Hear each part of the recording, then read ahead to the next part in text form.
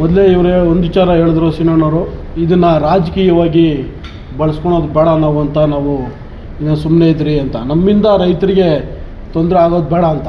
ಆದರೆ ಮೊನ್ನೆ ನಡೆದಂತಹ ಘಟನೆ ಏನು ಪೊಲೀಸರನ್ನ ಮುಂದೆ ಇಟ್ಕೊಂಡು ಸರ್ಕಾರನೇ ಅದನ್ನು ಒಂದು ಪ್ರಾಯೋಜಿತ ನಾಟಕ, ಅಂದರೆ ಅವತ್ತು ಆಗಿರ್ತಕ್ಕಂಥ ಹೆಣ್ಣು ಮಕ್ಕಳನ್ನು ಸಹ ಭಾಳ ಹೀನಾಯವಾಗಿ ನಡೆಸ್ಕೊಂಡಂಥ ಆ ಒಂದು ಸಂದರ್ಭ ಭಾಳ ಕೆಟ್ಟದಾಗಿ ನಡೆಸ್ಕೊಂಡಿದ್ದಾರೆ.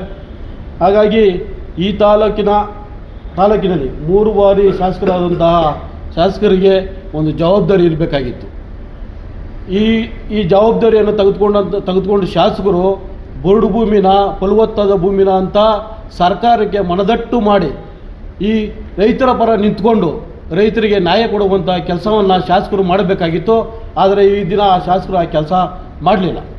ನಾಮಕೆ ವ್ಯವಸ್ಥೆ, ರೈತರನ್ನ ಕೆಲವು ನಾಯಕರನ್ನ ಕರ್ಕೊಂಡೋಗಿ ಸಂಬಂಧಪಟ್ಟ ಸಚಿವರುಗಳ ಮುಂದೆ ಡ್ರಾಮಾ ಆಡೋದ್ರ ಮುಖಾಂತರ ರೈತರನ್ನ ದಿಕ್ಸೊಪ್ಪಿಸುವಂಥ ಕೆಲಸನ ಶಾಸಕರು ಮಾಡ್ಕೊಂಡು ಬಂದಿದ್ದಾರೆ. ಹಾಗಾಗಿ ಇವತ್ತೇನಾದರೂ ಶಾಸಕರಿಗೆ ರೈತರ ಬಗ್ಗೆ ಕಾಳಜಿ ಇದ್ದಿದ್ರೆ ರಾಜೀನಾಮೆಯನ್ನು ಕೊಟ್ಟು ಅವರ ಮುಂದೆ ಅವರು ಹೋಗಿ ಆ ಒಂದು ಪ್ರತಿಭಟನೆಯಲ್ಲಿ ರೈತರ ಜೊತೆಯಲ್ಲಿ ಕುತ್ಕೊಬೇಕಂತ ಕೆಲಸನ ಶಾಸಕರು ಮಾಡಬೇಕಾಗಿತ್ತು. ಆದರೆ ಮಾಡಲಿಲ್ಲ.